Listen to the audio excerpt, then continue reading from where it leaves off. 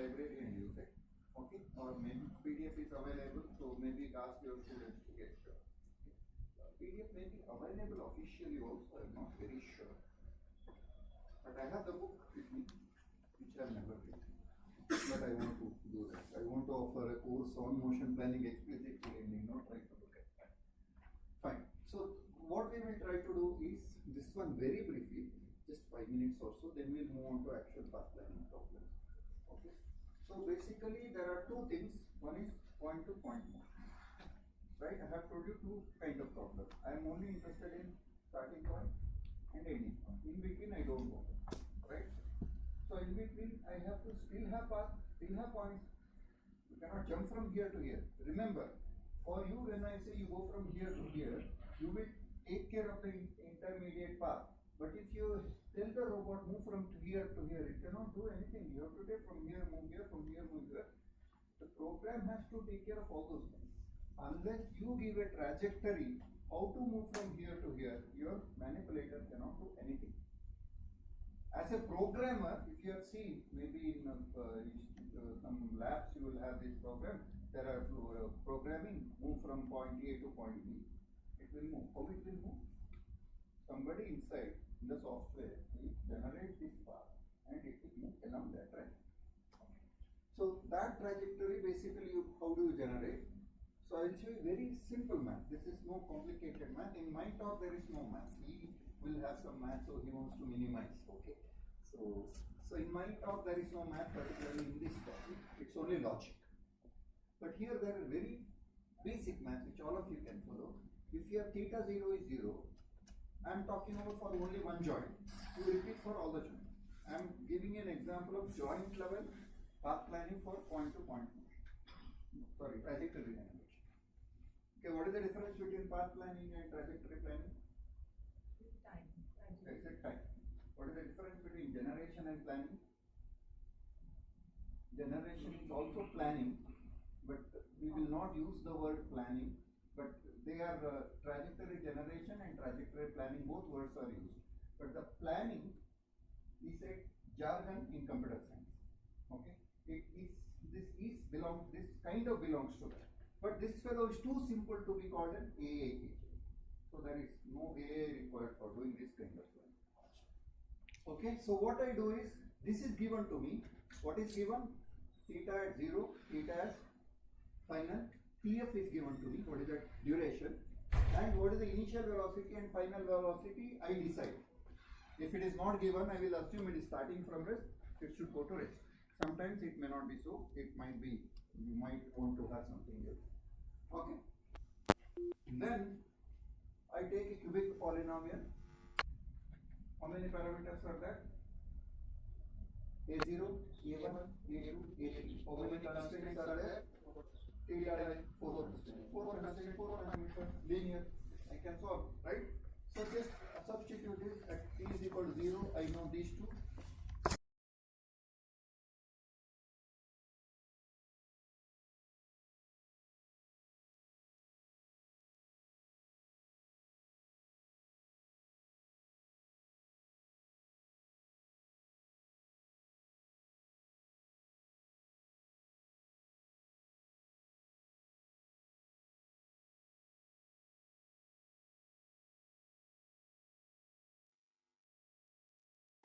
Your students.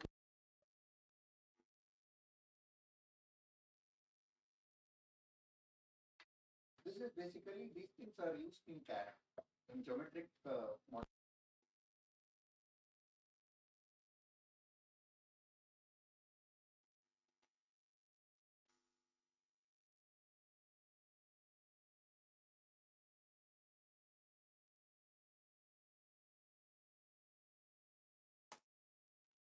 Whatever I talk now is not.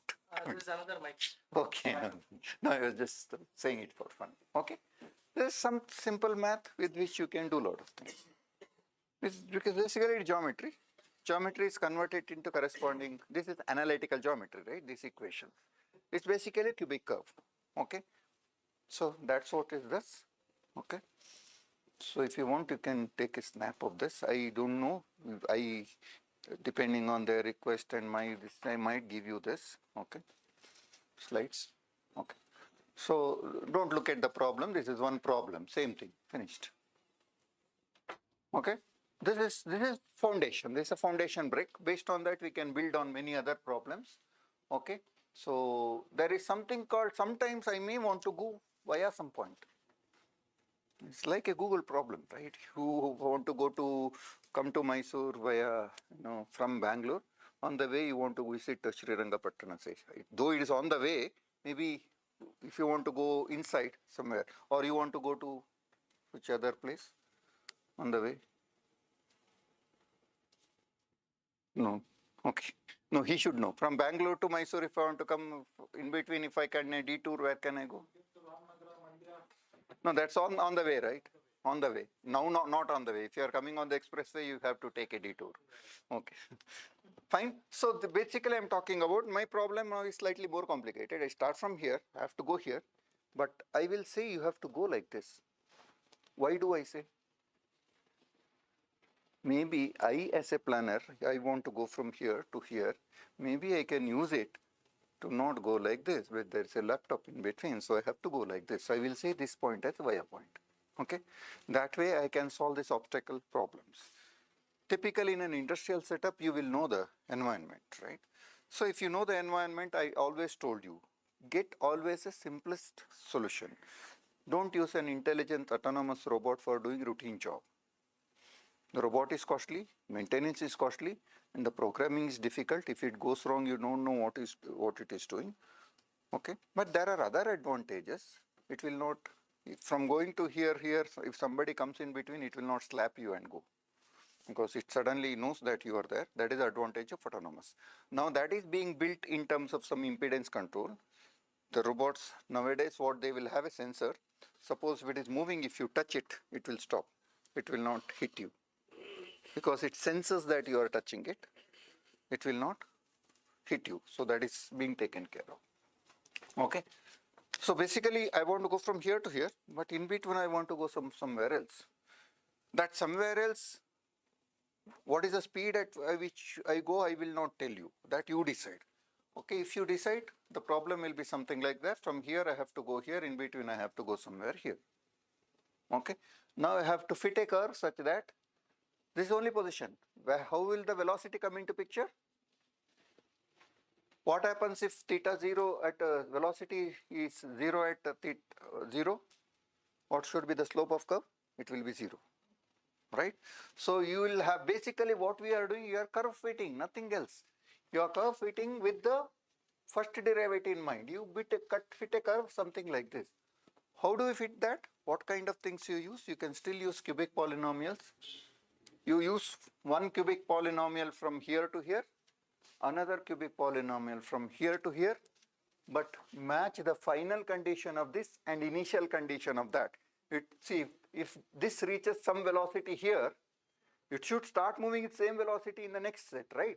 That continuity at C0 continuity and C1 continuity you have to take up. What is C0 continuity? Refreshing math if you have forgotten. What is a continuous function?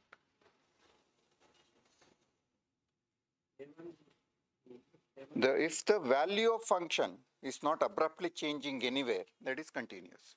If the function is like this, is this a continuous function? This is continuous function. If it were like this, up to this it is like this, suddenly it is becoming like that, then it is a discontinuous function. Okay. So this is called C0 continuity, that function is continuous.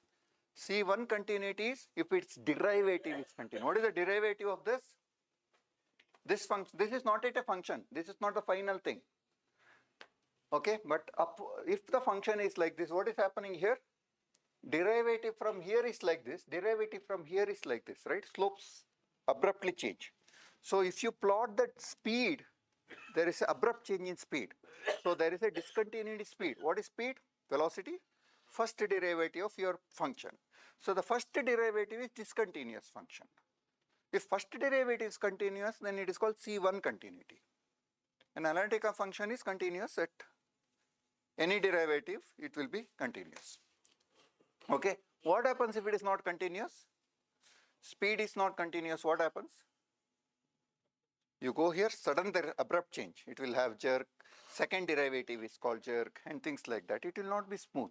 When you want to move like something like this, you try to move that, then tuck it will do and then it will again move. Right? You don't want that to happen. Moment that happens, what happens? If you are doing a precision operation, it will spoil that. Okay? It's basically curve fitting problem. So you do this. I hope I have given the, I don't know if I have given the curve. Okay, I will not get it. You can bring a lot of things like this. I can say it will start from 0 here, go to 0 here. In between, I say it should have go at this velocity at that point. Okay, so you can use basically. Now, how many constraints are there? Suppose I get this. How many constraints are there if I specify these 3 points and velocity at all the 3 points? How many constraints are there? 6, right? So I have to use 5th order polynomial. Okay. So similarly, if I have 2 more via points, I may go for 20 order polynomial. What is the problem with that? Any mathematics? Computation time is very not difficult. Higher order polynomial oscillate. Okay. Polynomials are always smooth, but they will start oscillating like this. Okay. In MATLAB, you give some polynomial, keep increasing its this thing and see. Why it oscillates? Stability. What are zeros of a polynomial, roots of a polynomial? It will have multiple roots. So it has to pass through 0 many times. Right? If you have a nth order polynomial, it will have n points where its value becomes 0. In between it is not 0. So it has to pass through 0. If it has to pass through 0, there are oscillations. Okay. So that is why you don't want to take typically more than cubic polynomial. So instead of using 5th degree polynomial, I use 2 cubic polynomial matching the condition here so that here it is continuous. Okay, that is it. So anyway for this audience, other details are not required. So if it is there in any book, any robotics book. Okay, I will not get into this. So just look at this geometrically. This is the best thing. This can be used for docking between 2 things, right? So if I have to go here, okay, and go here, what I have to do? I have to start with 0 speed, right? Here I'm interchangeably using word speed and velocity. You know the difference, but I'm worried about magnitude. That is why I'm saying speed. You start with 0 velocity. You want to attain 0 velocity here. In between, ideally, what is the speed at which you want to move? As fast as possible, and preferably as fast as possible means uniform, right? Right? So if you start from a main road, let us assume it is single highway, from starting point to stop point, ideally, so here these roads permit up to 100 kilometer per hour, right? Mysore road expressway permits you 100 per meter. So ideally, all of us will want to drive at 100. What will you do? You have to start from 0. You cannot start at 100. So you'll accelerate. Fortunately, there is no limit for acceleration. So you accelerate and reach 100, then go at 100 and decide at the point where you want to stop. You calculate what is the distance. At that point, you apply brake so that you can stop, because you don't want to decelerate too fast, right? There is a limit for acceleration and deceleration. What is the limit for acceleration of your car? No, not value. What limits? That's all secondary. It's the power of vehicle. Acceleration is directly force, right? The force it can generate, the energy it can generate, okay? It depends on its maximum capacity. Even if you, let us say bike, if you give 100% throttle, so all the bikes are sold like that, right? From 0 to 100 kilometer per hour in this time. That is the maximum acceleration possible. Maximum deceleration, one is safety, okay? Then of course, what is even if you apply immediate brake, it will not stop. There is a time required for the system to take up, okay? So what this says is, I will not get into the math. So this is constant acceleration, it becomes a parabola. This is constant velocity. Why it is constant velocity? Slope is constant. Slope of this curve is velocity. Slope of position with respect to time is velocity. Velocity is constant. After that, constant deceleration. That second derivative is constant. Second derivative is constant. This is a parabola. This is a line. This is parabola. This is one way. This is an optimization, right? This is the shortest time without actually formulating it as an optimization problem. This is the shortest possible time in which you can reach. So start, accelerate to the maximum, go at the constant speed, and this. So this one, now we know the what is this T1, T2, you can calculate all of them. Then you actually put this as a function of some parameter T. Okay, so that is what is the trajectory generation here. So if you, for example, you want to move from here to here, okay, say here to here, in between there is an obstacle here. You know as a planner, right? You don't want complicated algorithms to do that. What you do, you say you ask it to move through this and this point, right? But you are actually not exactly reaching there because that is not my actual destination. That is why it is called pseudo via points. Okay, so if you are doing that, this is basically geometry. These are spline curves that are used in CAD. If you are aware of CAD, mechanical engineers, some of you might have done this geometric modeling, and computer science also from graphics perspective, I think people should know. Okay, so this is basically the spline curves kind of thing.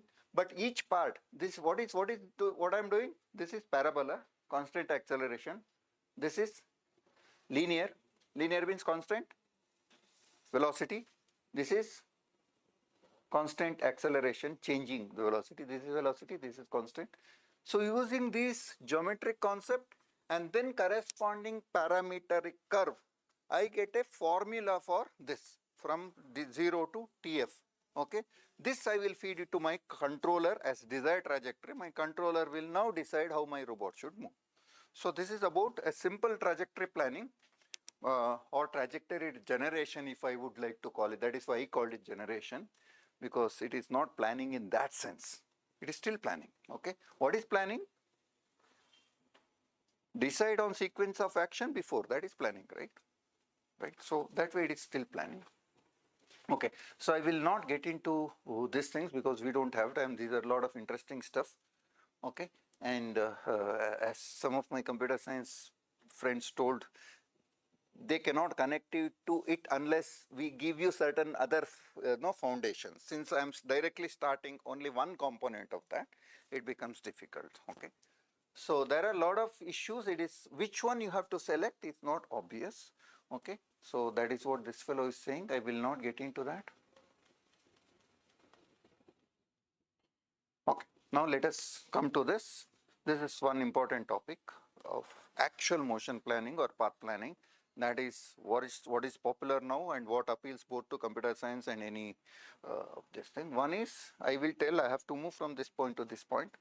This is one of the most important problem that is useful for any practical application. I want to move from this point to this plant. How do I move? In between, there could be obstacles. I want to optimize certain things. Okay, if it is mobile robot, I don't optimize. Optimization is basically shortest path. Okay, so I may not solve it as an optimization problem, but it has to reach the point. There are obstacles. If there are not obstacles, there is no planning, big deal, right? I go from here to here, draw a straight line, you have to go. And in this part, the planning is directly happening in the task space. It is easier. Whereas in manipulator, there are two people talking about each other. One talks in language of joint space, and you as a planner are interested in task space. In this play, it is there, but it is not very prominent. Okay, so the optimal point is typically the shortest path. Whereas if you consider fixed wing UAVs, then things become more complicated. From here, if I have to go like this and come like this, okay, this is not the easier path. It has to have a turning radius limitations, and it will have a different kind of geometry you have to have. See, these problems are also related to missile guidance. Remember these connections. If you remember the connections, what you studied somewhere will be useful somewhere else. Okay, So these geometrical aspects are important in all these problems. Okay. So point to point problem is very important. If you want the robot to move from one point to another point, either you can do offline path planning. Okay. So I will not get into the algorithms in this class. Probably Dr. Soumya will be talking about some of them. I am only giving you what are the problems. Okay, what is the idea behind that and what are possible solutions. I am not getting into that. There are algorithms such as A star, many of you have heard, right? It's a search based algorithm. So it will try to get an optimal path. Okay, so it will start with not knowing anything and things like that. Okay, and there are a lot of geometry based path planning. I will try to mention some of them. Okay, so you only need this. It could be either offline or online. So what is offline, what is online, I have told you. Okay, and what is good, what is bad depends on the context. It's fancier to work on online path planning, but offline path planning also there are a lot of optimizations involved. So you have more scope for optimization. In online, since I have only information about next step, I cannot reach a global optimal. I am planning from the local perspective. Okay, this is something which is my favorite. I work on this. I work on a problem where you take a vacuum cleaning robot, for example. Nowadays it has become popular, right? So when you do vacuum cleaning, it is not moving from one point to one point. Typically in robotics, if you say path planning problem, people talk about moving from one point to another point. That is so easy, but complicated enough that it feeds researchers even now. Okay, so if you look at one point to another point, how do you move when there is an obstacle? You may have to move through a maze. The solution may not exist. This is where I told you, you move from one point to another point in a maze-like environment, right? If you get stuck, what happens? Algorithm should know that you got stuck and reports, sorry, I failed. Otherwise, you do not know. You will wait for years thinking that, for example, your opponent is playing chess, right? If he is stuck that he cannot make a move, he should say, I've lost. If he doesn't do, or there is no time limit, you will have to keep waiting for his next move, right? Maybe his algorithm got stuck, right? So that is what becomes very important here, that in that point to point, it's not very easy. That, let me tell you, it looks very straightforward. Now the coverage path planning problem is also, when I talk about this, people think it's a straightforward solved problem. Okay, imagine, sir, you have written something on the board and in between something you don't want to erase, you want to only erase rest of things. Okay, so you have to move your duster, cleaning every area, leaving out some things. Okay, suppose I have to clean this area, I have to make sure my robot goes through all points. It should avoid obstacles, okay, but it should not keep cleaning the area which it cleaned, right? Why? If you are cleaning your house, you will take care of it more. If your maid is cleaning also, you are also bothered. If she keeps cleaning only one area, you are wasting your money on her. If you are cleaning, what happens? Of course, all of us have cleaned to an extent, right? So if you are cleaning, you get tired. You want to minimize your energy. Okay, what is the optimal solution in a coverage path planning problem? What is coverage path planning problem? You want to go through all the points in space with a finite sized coverage tool. What is the coverage tool in the duster? The size of the duster itself. In a vacuum cleaning robot, that robot itself. If it is doing something else, it could be doing landmine detection. If we want to do, this place is unfortunately bad because it is not a plain area, okay. I want to discuss problem in plain area. So let us either discuss, okay, this is a nice area, very complicated enough, right. If I want to detect any, this not in this room, don't bother. So suppose there are some landmines hidden. This is a practical problem in war fields.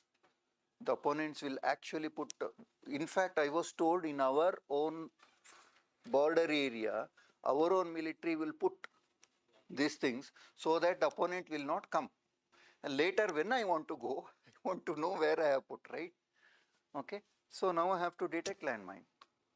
What do I have to do? So I have to scan entire area. My robot will carrying its landmine sensor in that. What is coverage tool now? This fellow.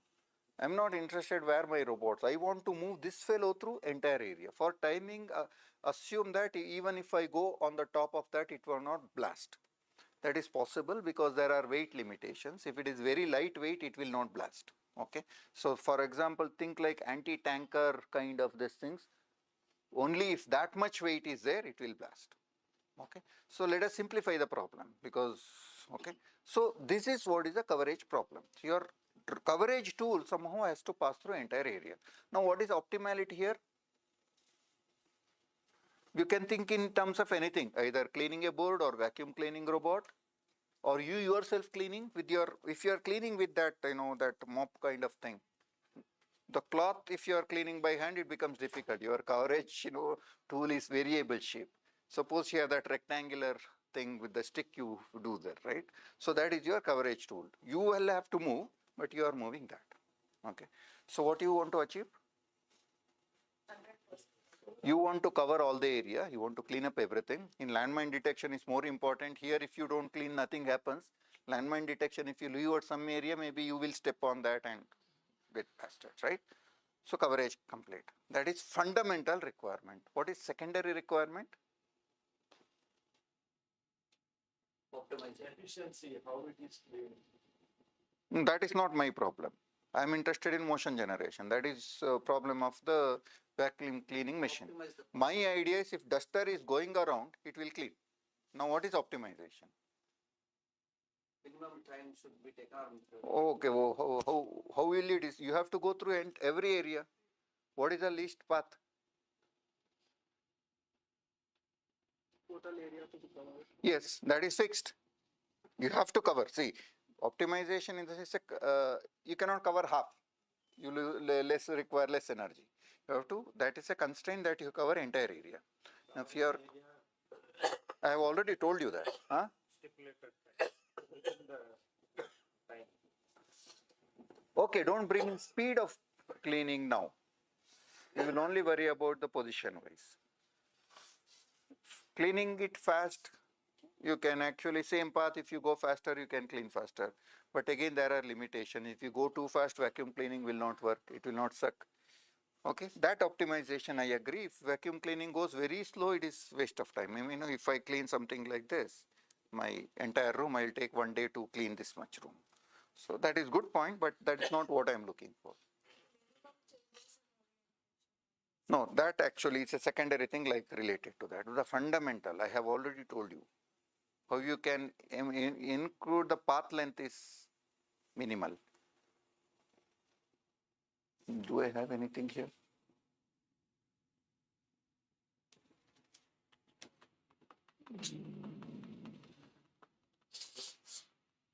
Okay, let us, this example is for something else.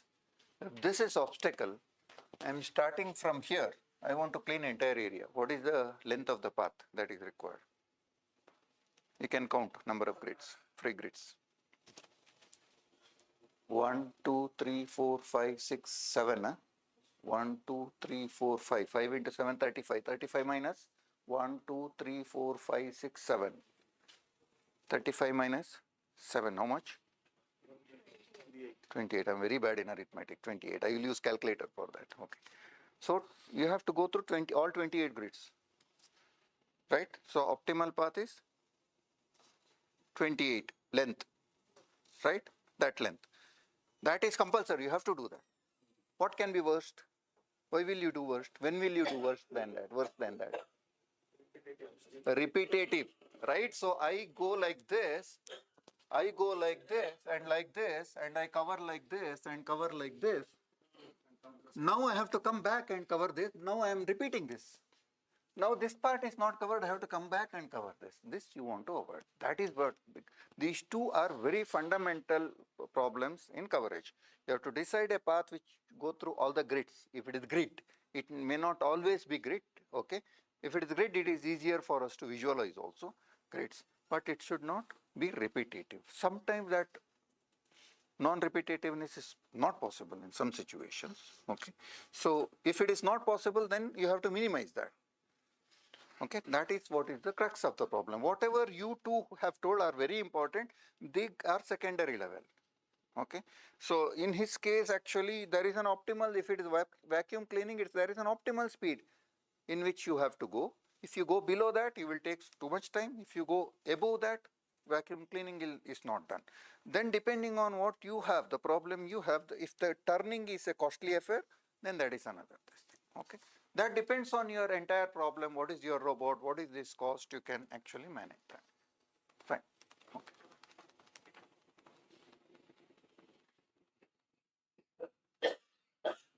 Okay, coverage path planning. Okay, this is point to point.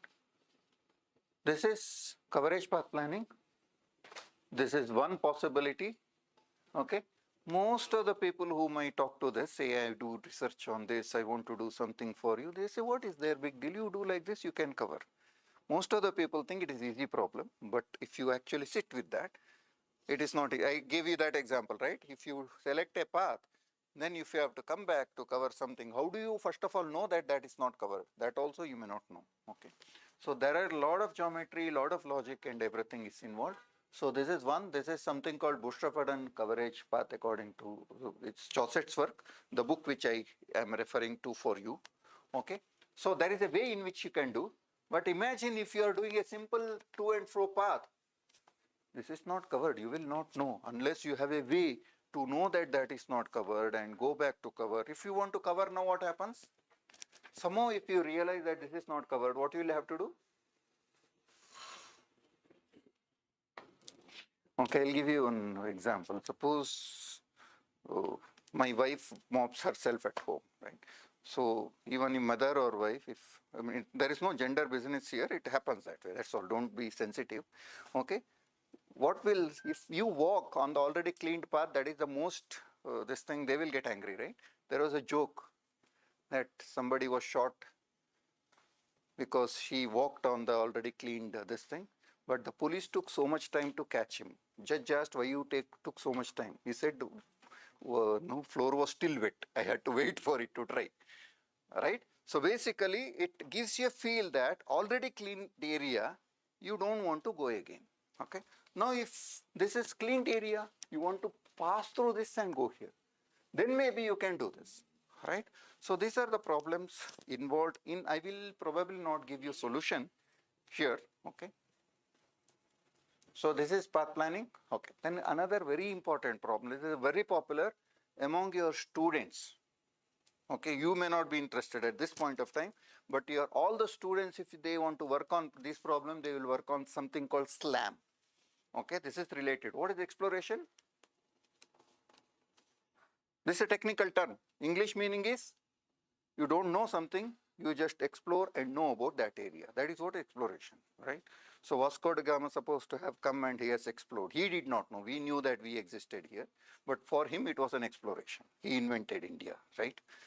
So the Columbus invented America, but America was there before that also. The Americans, Native Americans knew that America existed, but for Europeans it was an exploration, right? So what is exploration in a robotic, this path planning kind of situation? The environment mapping. So basically in path planning, what I am fundamentally interested is, I want to know what is the free space on which I can move, where are the obstacles. Unlike our navigation for autonomous vehicles, there are no roads. Any free space is road for me, right? So if I know what is the free space in this, what is the obstacle in this, that is called map of the environment. What is the map of the environment in this context, motion planning or path planning community? It is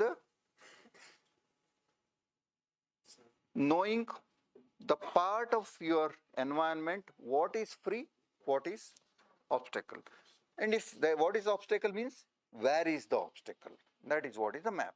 If you want to make a finer grids, then there is something called occupancy map. Okay, so that is basically this.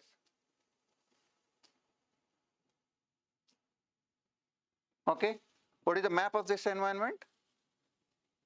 This areas, grids are free, these are occupied. Okay, it is very easy to put it as a mathematical this thing. You can have something called adjacency graph. Okay, I will not get into that. You put wherever there is, whichever grid is free, put 0, whichever grid is occupied, put 1. Okay, this getting occupancy grid map is what is the purpose of exploration. The exploration is process of obtaining a map. Okay, what is mapping? Map is an outcome of exploration exercise. For exploration, what you have to do? Okay, but what robot has to do? Robot has to have sensor. Typically, it will be using mostly LiDAR or maybe using camera also. It is possible. Let us say LiDAR. Okay, what robot has to do? If I want to move or if I have to know where are this table, I leave a robot here. One possibility, I take a photograph from top. That is different thing. But if I'm talking about robot exploring, what is robot exploration mean? This is part of autonomous robotics. Moves on its way. It has to move around. It is here, it will look around. Okay, no obstacle, it has to move, no obstacle, it has to move. Okay, there are some obstacles here, it will map. Then it will move like this, it will find an obstacle. Okay, now it will, no, it will see here, there is no obstacle, it will move here and find out, okay, there are wall, there is chair. So exploration also, all of these are, that is why they come under path planning. Point to point motion, I want to decide on what should be the path from which I can start from a start to some other point. Coverage, again I move around entire space. Exploration, I am still moving entire space, but I am not required to visit all the cells. Sitting here, I can get this much information. Right? That is what is exploration and mapping. So there is another problem associated with, which is not a path planning problem. If I want to move from here to here, all of us use Google Map. What is the first thing car should know? If you want to go somewhere, what is your location? Where am I is important. If I don't know where am I cannot go anywhere, right? So, localize is called, that terminology is called localization, knowing where I am, okay? The one is GPS. GPS, can I do it inside? Yes, yes. But precise, many times no, right? And precision is also very bad. If I have to move from here to here, GPS will not help me, okay? So if I somehow initiate where I am relative to this room, then can I use some internal sensor to keep track of robot? What is that sensor?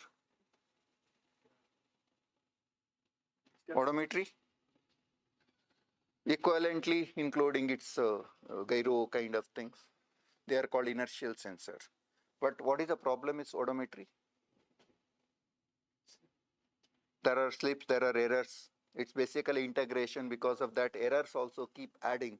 And I think I am here, but actually I moved in wrong direction, I would have been there. Okay? So depending on what is the precision required in motion planning, if this will not help me. So what is the best thing? Relative to my room, relative to this table, I keep updating my this thing. So now there is a very interesting problem called simultaneous localization and mapping. You want to do mapping. So I stand here and I want to say where the table is, but I don't know where the table is. What can I do? So what I do is I use some approximate knowledge of my this thing. I'll know where the obstacle is. Relative to obstacle, how far I am, because I have sensors, LiDAR will give you that. Okay. Now relative to map, which I half built, I improve my location. Now I use my own knowledge of my location plus my relative localization with respect to known obstacle. I keep, now if I move here, it is easier for me, right? I know that obstacle already. Relative to that, I was here, now I am here, I know where I am. Okay. I am building map. To build map, I start with some localization. Okay. Once I get, if it is a blank, there is nothing, completely free space, then SLAP will not work. Why? I do not have any reference point. So I look for reference point which are actually relative. That relative reference point are the obstacles in front of me. So if there are obstacles in a room, I use that. In fact, the walls are also obstacles. I can relative to wall, I know where I am. I know a relative position with respect to this. So from here to here, if I have to move, relative to this, I know where I am. Relative to that, I know where to go, then I can plan. So localization is very important, and practically there are many methods, but practically way it is solved is using SLAM algorithms, SLAM, simultaneous localization and mapping. Yes, okay. So at least students will know these things. So we should know if some student wants to work in robotics. Okay, but the exploration, mapping are related. Exploration is basically done to obtain mapping. So these are not two different problems, they are same problem. Okay. Then search is basically looking for some objects of interest, right? Suppose I'm moving around here, again, I don't know why I'm getting that. So if there is a bomb threat kind of thing, okay? So the squad will come. What they are doing? They will move around. What their purpose? Search. Searching for certain, remember this search is different from computer science search algorithms. That also is English same. English meaning is same in both, but here I am looking for certain specific thing. It could be some chemical leak, something of that sort, or simply let us, I forgot my bottle, I came back looking for that, right? I will scan that entire area and then I find the bottle. Okay, that is search. For that also, why I am talking about that here? For searching also I have to move around. The fundamental problem is my planning, if I'm moving from point A to point C is different, right? Way I move if I have to do coverage is different. Way I move around if I'm doing an exploration and mapping is different, right? Way I'm moving if I'm looking for something is different. For example, if I'm looking for something, I might remember that is most probably I have left my mobile on my podium. Okay, so I will try to reach the podium first. And on the way also I will look, it is possible that it has dropped from my pocket. So I don't look at that place because it's highly less probable that I would have gone there. You can use all this information to talk about, okay. So this was actually my PhD, using multiple UAVs and how they move around. And again, my focus was how they move around, not actual object detection, but the keeping object detection in mind. So you want to, now what is optimization? You want to detect as many targets as possible, as fast as possible. So that is your problem. Okay, so there are several techniques that are used. This is important, okay. Either you discretize the space. Most of the time that is what we do, but remember that is not compulsory. You can solve in continuous space also, okay. Okay, and once you discretized, most of you know graph-based search. A star is, all of you would have heard of A star, okay. Basically, you use this computer science techniques to look, it's basically finally optimization problem. Most of these things are optimization problem and the core of them, okay. You try to minimize the cost of if you want to move from point A to point B, you want to minimize the cost. What is the cost? Distance and maybe turning, right? So you keep that in mind, and if any path gives you, takes you away from the obstacle, you attach more cost to that. If it is taking you closer, you attach lower cost to that. If you are turning, put higher cost to that. If you do that and have a search algorithm, then it will try to give you the best path, okay. I'm not getting into that, I'm only telling you the ideas. Okay, artificial potential based approach is a very interesting thing. This is basically for point to point motion. If I have to go from here to there, you assume there is a magnet, and I am also a magnet. I get attracted by that, okay. But these obstacles in between are polarized, same polarity, so they repel me, right? So if I go near obstacle, they repel me. If I go near obstacle, goal, I will attract. You have such formulation within this. These are artificial potential because they don't really exist. It's again optimization. You penalize if you are going towards an obstacle. You give me reward if I am going towards the goal. Okay. So you look like it's an electrical potential or magnetic potential and things like that. Formulate the problem that way and you will get the solution.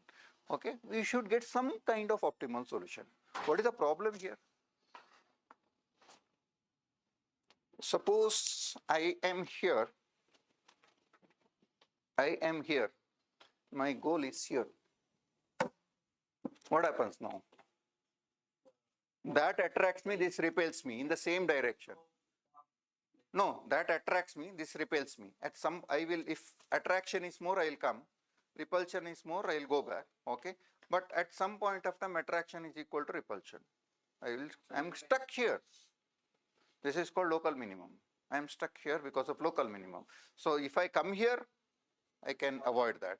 But this algorithm will not let me come out of that. Okay. So that is a problem with artificial potential based testing. When I say there are problems, for researchers, problems are always challenges, right? So we are happy if there are problems, otherwise we will not survive. So industry people want solution, we want problems. I think all academicians will agree with this researcher. We want problems to solve, right? Of course, solvable. If not, we will look for some other problem. Okay, when I say there are problems, those problems are solved. There are a lot of algorithms which talk about that. I'm only talking about basic technique. Okay, then there is something bug-based approaches. I like this approach a lot. Okay, and then Chauset has given some generalized Voronoi partition-based approach. These three may work. These two work in continuous space. This is in discretized space. This can work in, depending on how you formulate it, it can work for both of them. Okay. Okay, in graph search, what is important? There is something called adjacency graph. Okay, what is adjacency graph? I'll tell you. Okay. I have a point here. This cell and this cell are connected, no? Right? So this cell to this cell, I will say there is an edge. Each center of each cell is called a node. All computer science friends will know this is called graph theory. Okay. So each node is, each cell center is a node for me. If they are connected to each other, I connect by a line called the graph edge. Now if this fellow and this fellow are not connected because there is an obstacle in between. Okay. So this is called adjacency graph. Based on adjacency graph, all these fellows work. Okay, I am only giving you keywords. There is basically A star is a basic algorithm. Then there is D star and adaptive A star, and there are not infinite, there are many numbers of variations of this, improvisations of this. And these are fundamentally are solving point to point motion problem. But they can be incorporated in other things indirectly. They are fundamentally solving only point to point. Okay. I told you about offline and online. I don't want to get into that. Okay. Okay.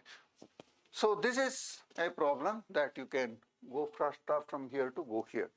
A star will give you probably this solution. Okay. So you can look at, you may want to go here, then you find, so where will you go? Sitting at this, ideally. Sitting at this, you know that you have to go to that goal. What is your first? You can only move one grid at a time. Where will you go? You will go here. Reason is I don't consider this as neighbor. Okay, if you consider that as neighbor, your formulation becomes more complicated. Okay, so we will consider only 4 neighbor graph, not 8 neighbor. Okay, so this is the neighbor which is closest to that. Okay, from here, this should have been ideally the next one. But I cannot go there because there is an obstacle. I can go here or go here. Maybe I would have selected this because this is more close to that, right? Right? Locally, this is the optimal solution. From here, I don't know that there is an obstacle here. From here, I do not know anything else. So I'll think I'll move here and then move here. But when I move here, I find obstacles everywhere. Okay. But this, I think I don't remember how did I get this. But this is a feasible path. And A star, I think, gives this path. Also we can. Huh? Yeah. You can come like this. But that is counterintuitive because you are moving away from the goal initially, and hence you probably don't select that. That is the idea here. Okay, and you can see that if the path length is 1, 2, 3, 4, 5, 6, 7, 8, 9, as he mentioned, this also gives you exactly same number of paths. So both of them are optimal. You can have multiple optimal solutions. Okay, so this problem can be solved in several ways. I have illustrated what is basically this. Okay, and this is not only for a graph based. Most of other algorithms also use similar methods. Okay, I have finished that. Okay, this one do I have? I have already told you I don't have a figure. Okay, this one I'll give you. Okay, I had a small paper some time back on this. So this I already explained to you earlier. From here I want to go here, right? So moment I see this, and I use, say for example, these short range sensors only here. I'm not using LiDARs. If I use LiDARs, I can get better solutions, because I'll get a better picture of the obstacle. Okay. Now only after going here, let us assume this is in configuration space. That is why my robot is point. So only after going here, I know. See, from here I know the goal is here. I keep moving. That is best path. Okay. Moment I see here, I do not have any path. So I could have taken this turn or this turn. Maybe my algorithm says you always turn right, because you do not know which is better. You will not know, right? From here, do you know which is better? Maybe this was better, yes, globally. That is what you will do if you know the map already. If you know the map already, then what is the path? I think he told you already. You go from here to here, then here to here, finished. Take a tangent from here to here, then go along this, okay, then this. That is the shortest path, right? But I do not know the information. When I am trying, most of the time, when you are driving also, okay, the Google may know, but you will optimize based on your current current location. What is the immediate optimal thing? Okay, and you are trying to solve a local optimization problem and try to get a global optimal solution. So any online algorithms, path planning algorithms, cannot guarantee you to give you global optimal, whereas offline algorithm can give you that. Okay, so I can move like this, and there are different bug algorithms. This is there in some of them are there in this thing. This Tangres is my algorithm. Okay, so basically you go here and it will actually go like this. There is one algorithm called bug1. It will actually encircle the obstacle completely and then go. Basically it is called bug algorithm because bugs can see only moment this comes, right? Then they cannot move further, they will follow the wall. Okay, so this is very popular, this thing for obstacle avoidance. You go, moment you enter an obstacle, do wall following until you can escape. When you can escape, there are different conditions. This is called bug 2, which will escape only when this straight line path, original path, planned path is available. Okay, so the tangent is when there is a tangent. I don't remember that exactly. Okay, so when this is called tangent bug. Okay, this is actual tangent is this. Okay, so I call it egress because it is escaping the egress means escape. Okay, escaping the object, but it tangentially escapes. So this is actually the shortest among bug algorithms. It is not still the best. What is the best is go to this, go to like this, or go to like this, go like this. This is called bug algorithms. Though for overall path planning, these things are not used now, but if you want to go from one grid to next grid, in between there is a small obstacle, you don't want to call your complicated A-star algorithms and things like that. You want to just use the sensor based, and this can be planned only online, right? Bug-based algorithm are by default online because they actually take a decision when they encounter an obstacle. Okay, I will not get into details. Okay, so this material is taken from my book. So if you are teaching class standard robotics, you can refer to that. Okay, I'm not advertising here, but giving you information. And if you are serious about motion planning that I did today, you look at this book. There are other books, but this is a standard book which we actually talked about. Just Okay, now we'll switch to the paper. Do you have any quick questions?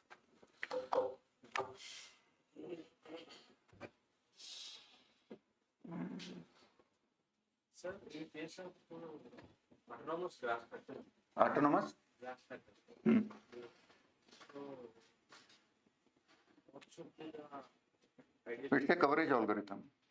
And we assume that grass cutting, moment you pass through that, lawn mowing robots, moment you take the lawn mower over the grass, the cutting mechanism should take care of cutting. That is not my domain.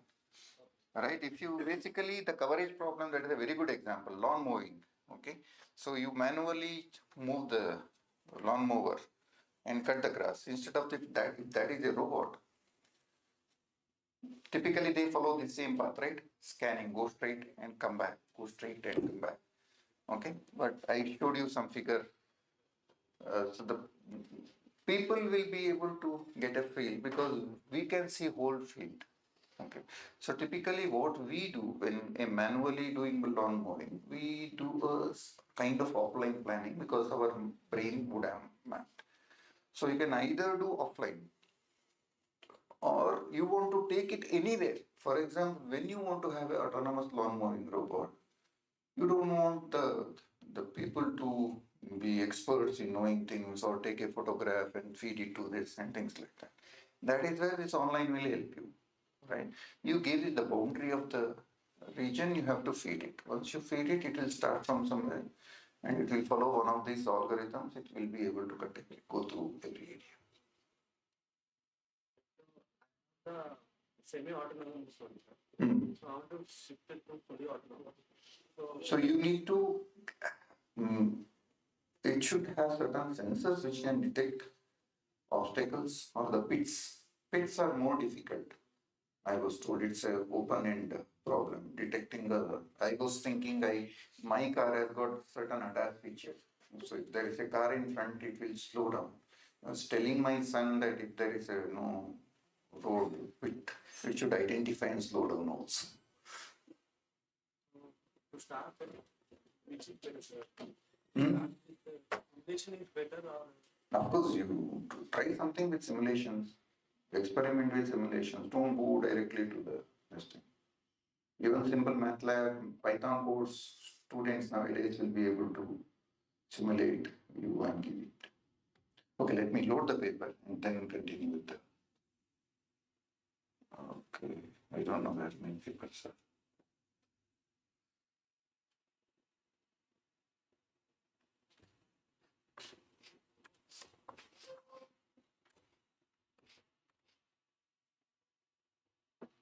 Which is the paper I mentioned, MRC max coverage, right?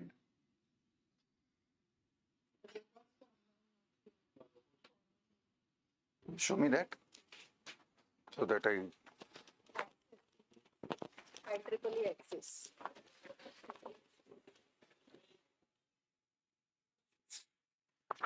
Okay.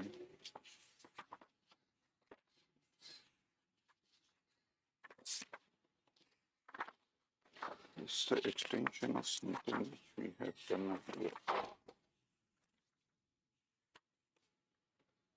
Okay, let me open a few figures on this and then this IEEE access, right? Hopefully I have this here.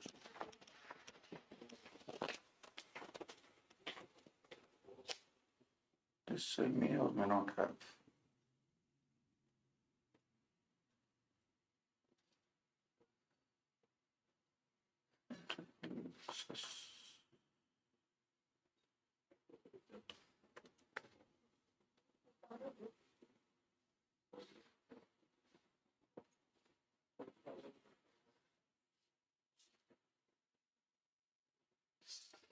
Because I'm not very sure if I get the access to this here.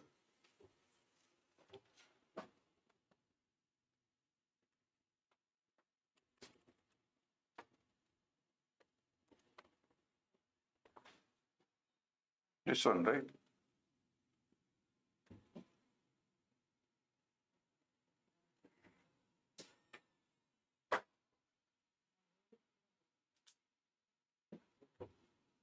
I may not get this because I'm using my, okay, this is open access. Okay, IEEE access is open access, so it's not an issue.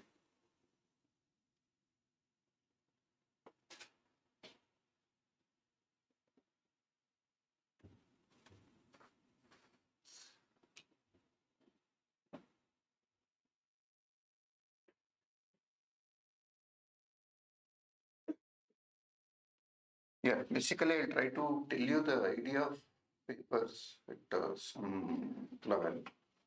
Okay, there are few concepts that are there in this paper. One is you have a situation where you have multiple robots. Let us go back to the example of cleaning the room, assuming that that connects to everybody. So you have three robots, robot vacuum cleaners in cleaning one room. That is the situation, right? So what is important here is, for me, entire room has to be cleaned. And what is optimality? First level of compulsory optimality, no repetition. Okay. Now there are problems becomes two. One is at individual robot level, it should not repeat on itself, or whatever area robot 1 cleans, robot 2 should not go and clean. That's the first problem.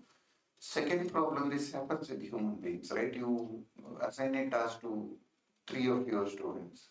Okay. So either 2 of them do same thing, or one will think other will do, other will think this fellow will do, no, nobody does that. It's more probable, right? So that should not happen. So there are different solutions. It's for whenever you have multiple robots, one of the important problem is this coordination, right? They have to be coordinated. One possibility is whenever this thing comes, there is something called centralized architecture, where a central computer will tell what individual people have to do. No problem. But that is not very good because things becomes more complicated. So assume nowadays these things consumers can buy.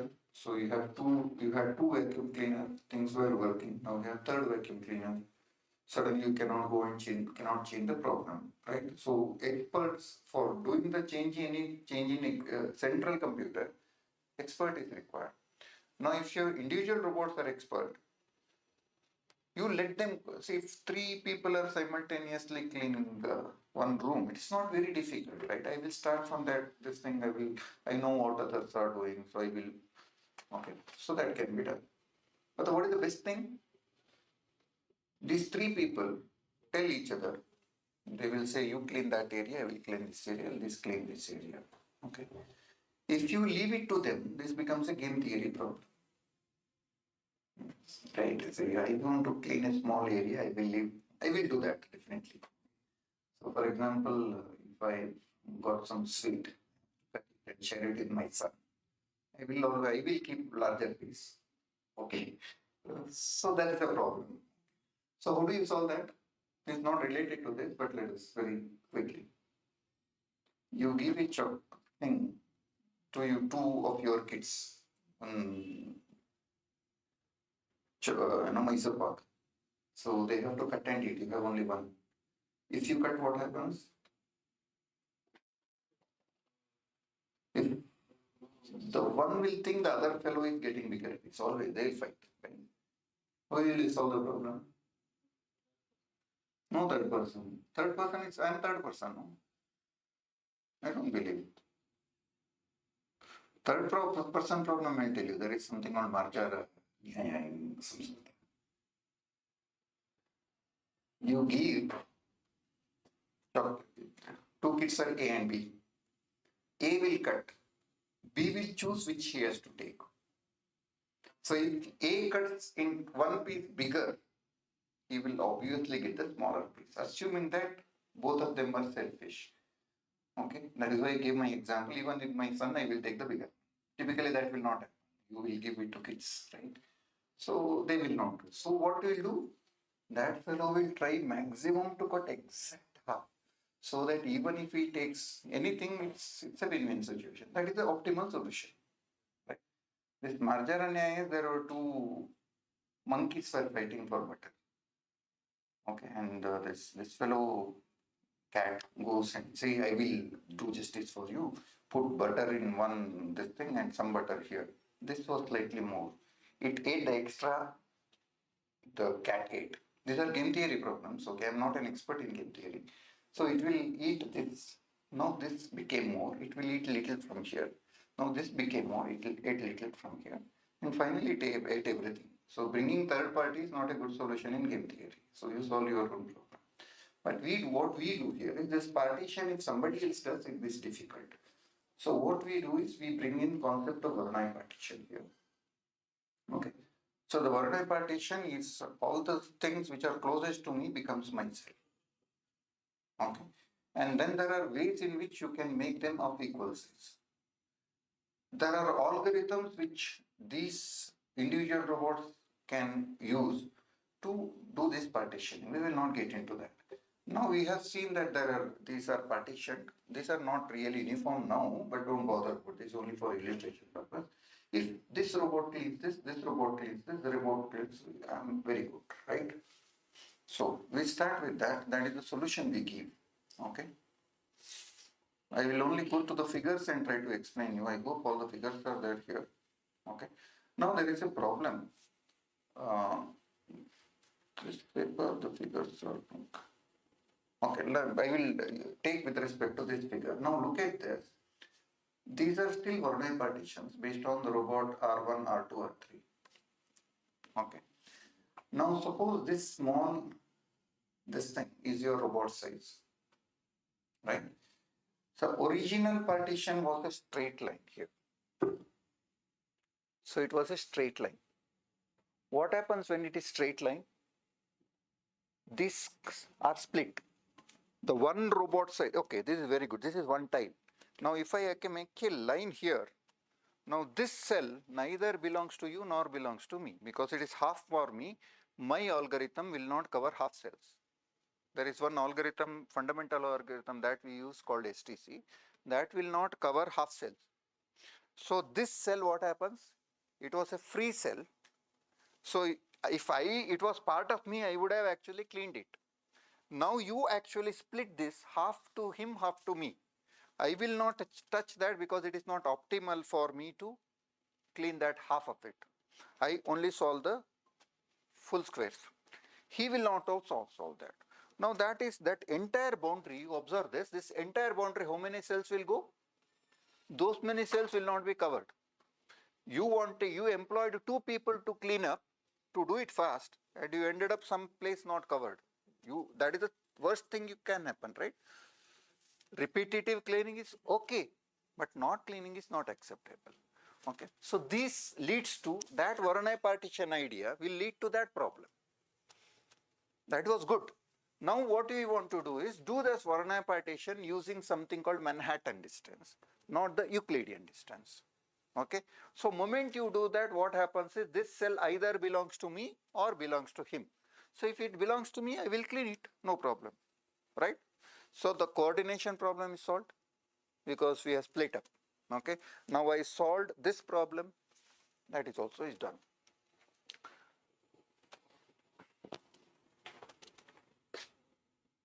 Okay, now what this fellow is talking about, for some reason, in any multi-robotic kind of system, one very important thing we try to do is, if one thing fails, if we have seen multi-robotic systems are actually coming, the motivation comes from flocking bird kind of thing.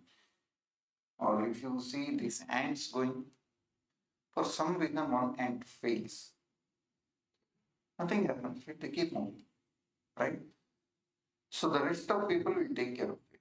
So in a multi-robotic system, we expect such a solution. If one robot fails, if you have only one vacuum cleaning robot at your house, if it fails, you cannot do anything. If you have 2 of them, you thought they will share, but in between one failed. For example, you think of 2 maids cleaning a large room. If one is absent today, or after doing half she got tired, what will happen? What is you expect to happen? Other person will take care and clean something, because anyway one person can do the job, right? So whereas in this is cooperative robotics. Collaborative robotics, it's not so. 2 people are required to work together. That's a different field, right? In multi-robotics system, there are 2 kind of problem. One person can solve the problem, but multiple person can speed up the solution thing, right? So there actually this is what happens. What happens if something in between breaks down? So then you have to have an algorithm should take care that the other robots which are doing good, they will, whatever area this fellow has not covered, they will share amongst themselves. Using a similar approach, they will further divide it based on Voronoi partition concept. That detail I will not get into because you only need to get the idea behind it. Okay, fine. So that is what happened here. So the other person actually come and cover. Understood? So this much portion this fellow did not do. So these other robots actually came here and covered the rest of area. Any doubts here? Okay. I'm only explaining you this looking at the figure. This is not directly my paper. So I was keeping in mind the paper of Vishnu where I was a main contributor in the sense that it was part of his PhD directly. This is a slight extension of his work. So the figures are not run by me. So the first that paper would have actually explained this concept very well. Now, okay, let me actually look at if I'm missing something.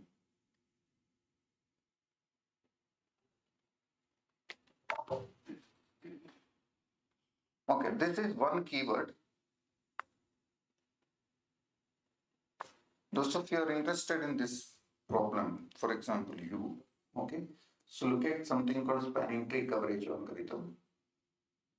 Okay, so you could look at my website. I will show you that. I will show my work which I have done in that. In that, I would have also referred to these papers. Okay, reason I'm saying this is one of the celebrated work.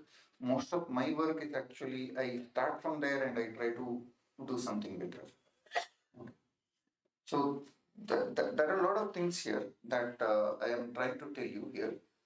One is, I'll stand here because one is how do you do cover at the individual robot level?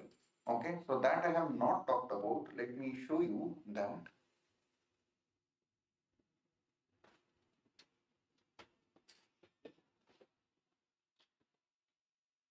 Okay, so you can see the algorithm progressing. So you can see what this has done now is it's created something called a spanning tree. And then this is actually the robot coverage path being executed. Okay, so what this algorithm will ensure that it will actually go through all the cells exactly once. So perfectly optimal solution. Okay, so it will not repeat, but there are conditions. It cannot handle partially occupied cells.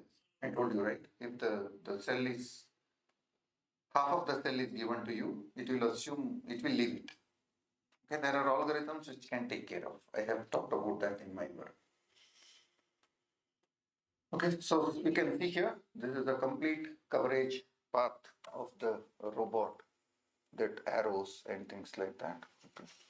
And there are different kind of simulations that you can do. What Vishnu, my student, is faculty in MIT. So when they are my students, I directly call them by first name. So Dr. Vishnu, he actually works on these problems, continues on working on that. He typically uses an environment called VREF within MATLAB. I'm not aware of that. What is better for students is if they can, it is good for them to, they can work on ROS environment and do simulation within Gazebo. Because the advantage of ROS and that to go to ROS2 if students can get into, because there are job opportunities too in that field. So they can do realistic simulation of robot and whatever program they run for simulation, same thing can physically be put on actual robot. If they have used a Turtlebot, for example, Turtlebot's model within ROS, and they have actually done programming in that program can sit on physical Turtlebot and that can do the same operation. So for those of you who are looking at guiding students in this field, these are some tips that I can give you. Okay. So here the individual coverage algorithm we are not worried about. We are using HTC, this particular paper. I have worked on that, but this particular paper doesn't talk about that. This basically talks about three aspects. One is partitioning the task. This is actually task partitioning. So there is an optimality notion involved. We know the solution is Voronoi partition. But with Varnoy partition, we get into this problem. So we used Manhattan distance-based Varnoy partition. These are the main things. And second thing is, of course, what happens if some robot fails? So you can take care of that. Okay. So with this in mind, you read the paper and you can. I'll be around. So if you have any doubt, you could ask me sometime. We could talk to him and then see how we can discuss. I'll just show you this. This is my website.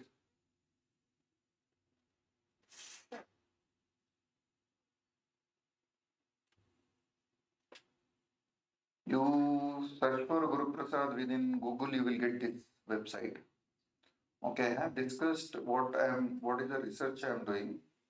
Okay, some of the key these things. For example, this figure comes from Vishnu's paper, the one which I was talking about. This is actually one of my master students at NIT a long time back. It actually uses STC kind of philosophy, but tries to overcome his difficulty of not covering the partially occupied cells. Okay, this is a bug algorithm which I mentioned. And this is one another thing. So I have given you corresponding papers here. All of them will be downloadable, hopefully from your these things. So you can look at this. It gives a kind of overview of what I have been doing. Maybe recent work is not involved, but most of them are given. Okay, I can share my website also with him if you want. Okay.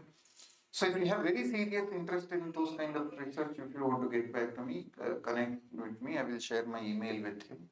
So you can note down also KRGP Rao. Huh? Okay, fine.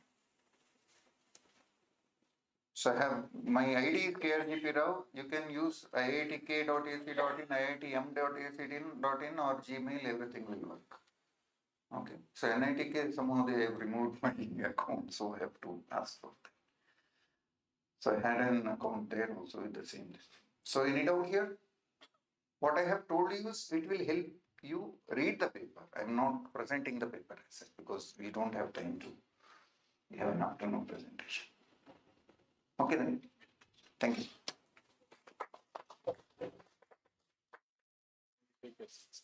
Okay, thank you. Yeah. So actually, whatever you have explained, it has been restricted to the obstacles which is stacking.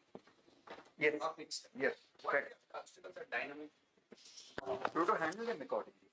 Vishnu is working on that. But most of it, so the problem with coverage, when see, it depends on what kind of obstacle it is. If it is actually competitive or if it is something moving, if it is moving, you can win. Right? It becomes the problem becomes dynamic. The problem, I don't like that problem from coverage perspective. Suppose somebody is moving, when people keep moving, how do I still clean the room? Problem may not be solved, but you can handle it. In online, in offline, you can obviously.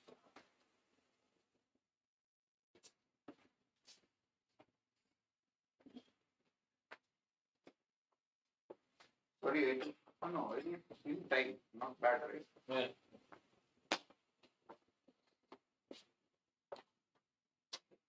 Thank you, sir. It was very informative and on motion planning. So this is you can always advance your. This is basic, so you can always learn more by doing more research on the paper and learning more outcomes. So I request my colleague Professor Suresh Bhimappa, who is here from our mechanical department. He'll request him to do the honors. Please ring and wear it.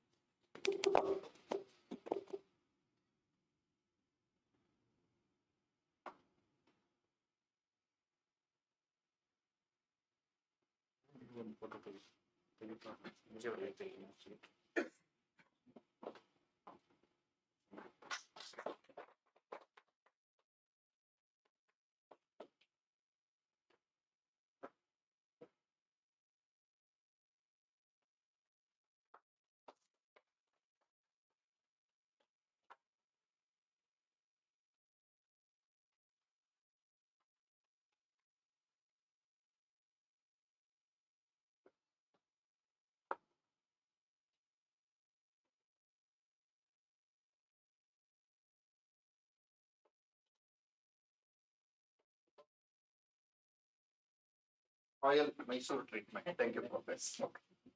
We'll break for lunch and again we assemble at the same place at 2 o'clock. Thank you. Venue is the same.